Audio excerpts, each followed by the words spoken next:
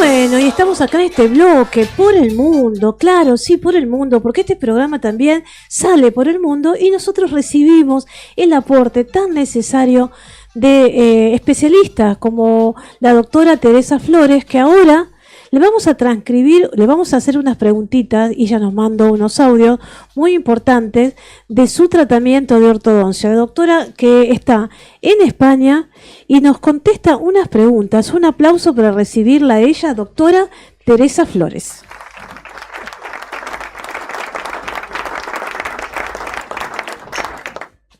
Bueno, doctora Teresa Flores, ¿cómo está?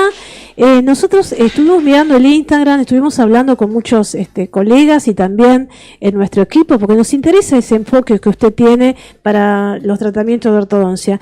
Entonces yo le quiero preguntar, ¿cómo aborda usted los tratamientos de ortodoncia y ortopedia? ¿Cómo es esa integración con otras especialidades? Buenas tardes desde España. En primer lugar, quiero agradecer la oportunidad de formar parte de este programa que intenta dar ese enfoque, ¿no?, de la odontología desde la salud.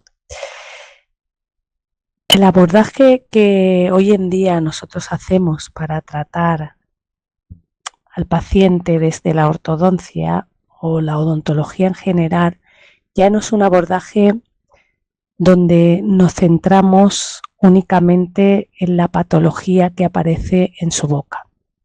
Entendemos al paciente como un todo, donde esa boca no anda sola, sino que viene formando parte de un cuerpo y es parte de la expresión de esa boca lo que hay en el resto de su cuerpo.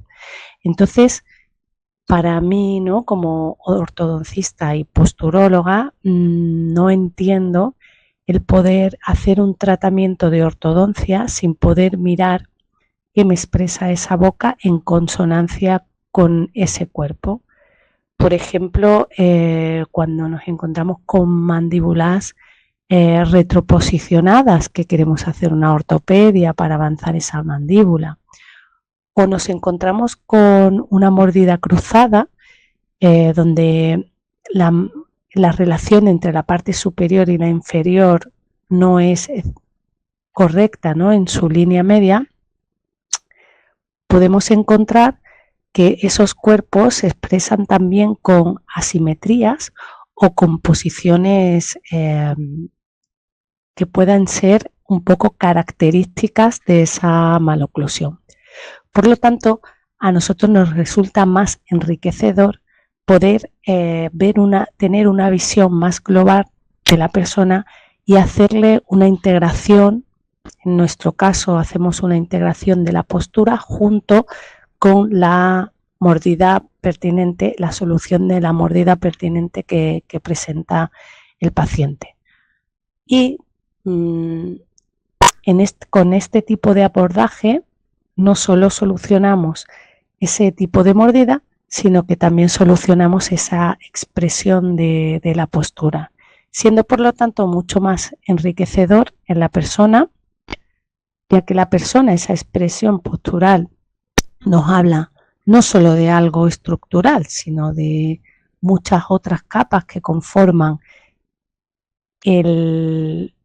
su interior, podríamos decirlo de alguna manera, ya que la estructura es como ese posicionamiento externo. Y entonces, al cambiar eso, pues podemos cambiar o podemos hacer un poquito, ¿no?, de ayuda también en otras partes de su interior, de ese interior que expresa algo que no está, pues, o alineado o en una buena verticalidad, por ejemplo.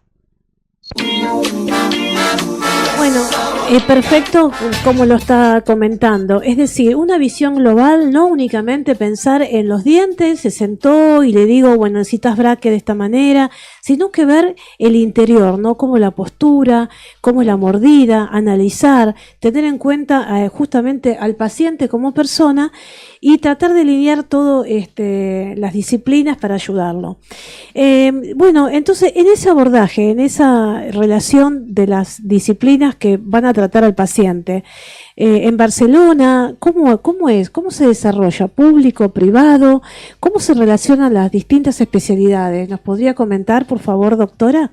Pues como he comentado antes, estas especialidades para mí es que ya son un todo. No miramos por un lado boca o por un lado pie o por un lado expresión de cuerpo, sino que hacemos una visión en la globalidad. Cuando a mí me viene un niño con una maloclusión, ya le hago un diagnóstico integral desde una historia clínica más integradora. Por ejemplo, me interesa qué tipo de embarazo tuvo, cómo nació, si hizo bien el proceso de arrastre, gateo, o si hubo algún otro problema reiterativo durante su desarrollo, porque eso ya me habla de datos que me está diciendo que no hay una buena integración de esa propiocepción, por ejemplo, de una buena integración de los reflejos primarios y por lo tanto no hay una integración del reflejo postural más maduro, que es básico para que haya un buen sostenimiento y una buena forma de la persona y además una buena relación con su entorno. Eso, por ejemplo, es para nosotros básico a la hora del diagnóstico en un niño, también qué tipo de relación tiene con sus compañeros, con sus padres, o bien cómo va en el colegio a nivel de la lectoescritura, comprensión lectora, etcétera, etcétera. Eso por una parte, o por ejemplo en un adulto, si un adulto nos viene con un problema de bruxismo, ATM, apretamiento, no solo miramos la expresión de ese bruxismo en la boca, sino también en el resto de su cuerpo. Vemos cómo ese paciente se comporta ante la gravedad con el uso de una estabilometría y en muchas ocasiones hay un comportamiento de hipercontrol que es necesario hacer conciencia a la persona para que pueda poner también, además, si es necesario, una férula o algún tratamiento por parte del odontólogo, pero poner remedio para ver realmente cuál es la causa más interna que está produciendo ese problema. A nivel, en la actualidad, en Barcelona esto no es cubierto por la atención pública.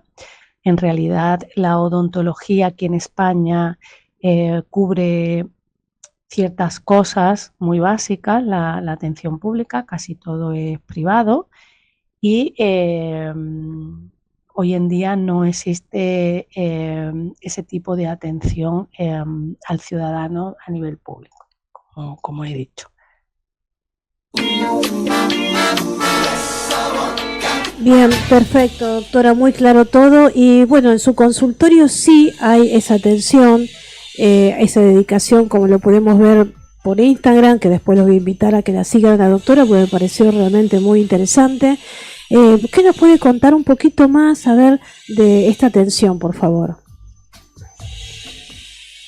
En mi consultorio ya hay un equipo transdisciplinar donde podemos tratar ciertas partes, ¿no?, de todo esto que comento. Hay que entender que, como he dicho, al no tratar la boca en solo un contexto, sino en la globalidad, pues siempre hace falta de colaboración de otros profesionales. Por ejemplo, me puedo encontrar que el niño requiera la derivación a una logopeda para que haga integración de los reflejos primarios, pueden necesitar osteopatía o fisioterapia respiratoria para que le ayude a hacer una mejor integración de todo el sistema respiratorio propioceptivo, necesidad de un optometrista, de un podoposturólogo y, por supuesto, pues nuestra parte, ¿no?, de odontología postural. Lo que sí es importante es que los odontólogos estén bien que quieran formarse, ¿no?, en todo este tema de odontología postural, estén bien formados para ver realmente cuáles son las causas primarias del problema del paciente y dónde o a qué especialistas pueden ser derivados. A lo mejor un niño con un problema respiratorio es interesante un tratamiento postural, pero es más prioritario que vaya al otorrino porque a lo mejor tiene algún otro tipo de obstrucción más física, ¿no? Eso es importante y también a tener en cuenta, aunque no seas odontoposturólogo. Luego tenemos, por ejemplo, la necesidad, ¿no? En pacientes que cuando tú haces tu diagnóstico ves que igual necesitas unos primas posturales, pues sabes que tienes que derivarle al optometrista postural y así, ¿no? Dentro de los diferentes captores posturales, ver realmente cuáles son los prioritarios, cuáles necesitan ser tratados para poder derivar. Nosotros no tenemos ningún problema a la hora de poder hacer este tipo de atención a nuestros pacientes. De hecho, muchos de ellos ya vienen con la petición de ser tratados de esta manera, debido a que hace mucho tiempo ya que tratamos así a los pacientes y hay derivaciones de otros profesionales, igual que yo derivo, otros profesionales me derivan a mí y no suele haber ningún problema en ser estos pacientes atendidos en la globalidad. Cuando viene un paciente que no requiere de este tipo de atención, sino que normalmente pide una atención más concreta, pues depende de si hacer un tratamiento concreto en una cosa concreta nos resulta iatrogénico al paciente, pues se le puede hacer.